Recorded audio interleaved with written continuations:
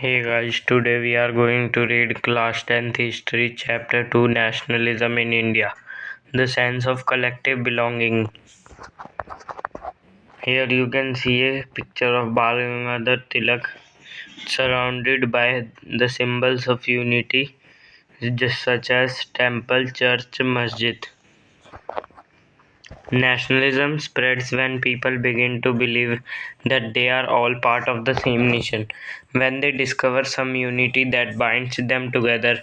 But how did the nation become a reality in the minds of people? How did people belonging to different communities, regions, or language groups develop a sense of collective belonging? This sense of collective belonging came partly through the experience of united struggles, but there were also a variety of cultural processes through which nationalism captured people's imagination.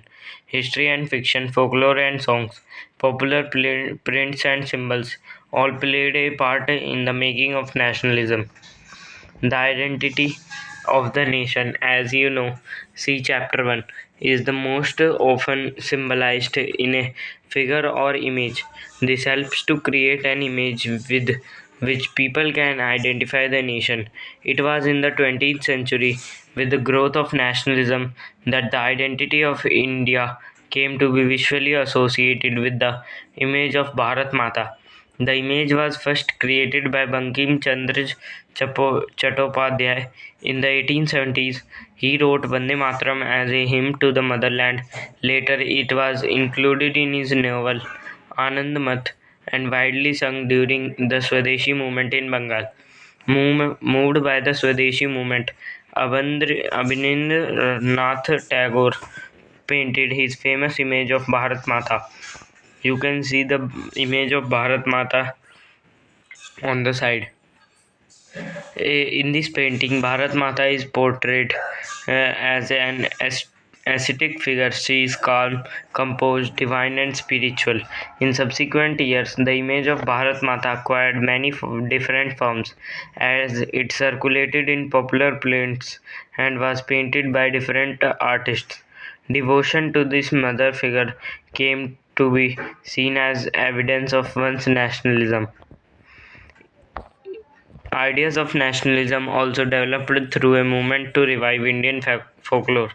In late 19th century India, nationalists began recording folk tales sung by bards and they toured villages to gather folk songs and legends. These tales, they believed, gave a true picture of traditional culture that had been corrupted and damaged by outside forces. It was essential to preserve this folk tradition in order to discover one's national identity and restore a sense of pride in one's past. In Bengal, Rabindranath Tagore himself began collecting ballads, nursery rhymes, and myths, and led to the movement for folk revival.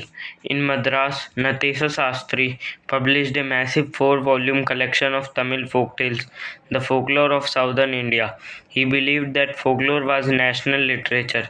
It was the most trustworthy manifestation of people's real thoughts and characteristics. As the national movement developed, nationalist leaders became more and more aware of such icons and symbols in unifying people and inspiring in them a feeling of nationalism. During the Swadeshi movement in Bengal, a tricolor flag, red, green, and yellow, was designed. It had 8 lotuses representing 8 provinces of British India and a crescent moon representing Hindus and Muslims. By 1921, Gandhiji had designed the Swaraj flag.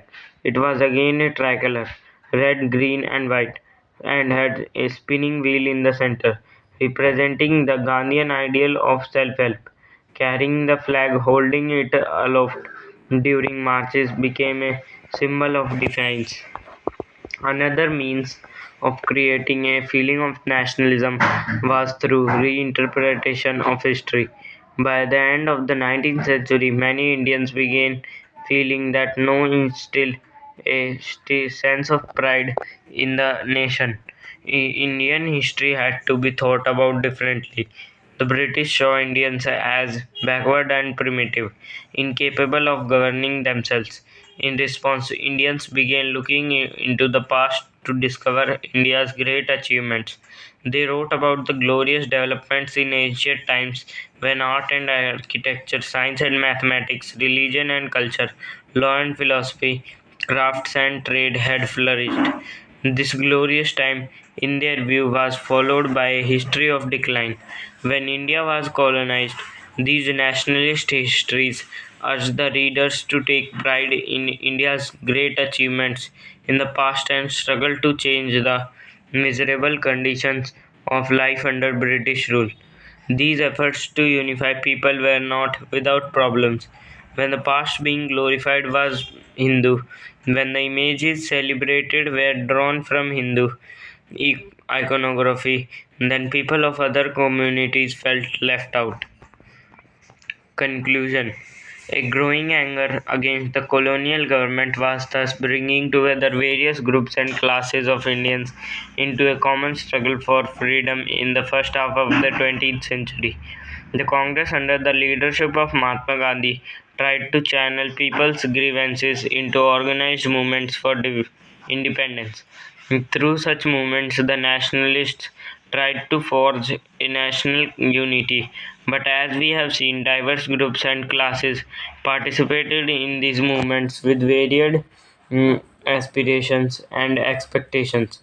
As their grievances were wide ranging, freedom from colonial rule also meant different things to different people. The Congress continuously attempted to resolve differences and ensure that the demands of one group did not alienate another. This is precisely why the unity within the movement often broke down. The high points of Congress activity and nationalist unity were followed by phases of disunity and inner conflict between groups. In other words, what was emerging was a nation with many voices wanting freedom from colonial rule. Quit India movement, the failure of the Cripps mission, and the effects of World War II created widespread discontentment in India. This led Gandhiji to launch a movement calling for complete withdrawal of the British from India. The Congress Working Committee, in its meeting in Wardha on July 14, 1942, passed the historic Quit India resolution demanding the immediate transfer of power to Indians and quit India.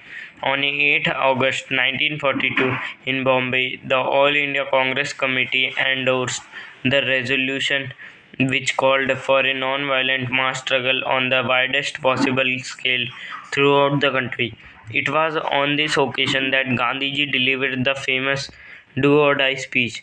The call for Quit India almost brought the state machinery to a stand still in large part of the country as people voluntarily threw themselves into the thick of the movement. People observed hartals and demonstrations and processions were accompanied by national songs and slogans. The movement was truly a mass movement which brought into its ambit thousands of ordinary people, namely students, workers, and peasants. It also saw the active participation of leaders, namely Jayaprakash Narayana, Aruna Asaf Ali, and Ram Manohar Lohia, and many movements such as Matangini Hazra in Bengal, Kanaklata Barua in Assam, and Rama Devi in Odisha. The British responded with much force, yet it took more than a year to suppress the movement. Here we come to the end of the chapter, and the last part, Quit India movement, is not such important, but the pictures of Bharat Mata can be asked as a picture based question, and that's all for today. With this, we come to the end of this chapter, and now thanks for watching, and we will continue the next chapter in the next video. Thank you.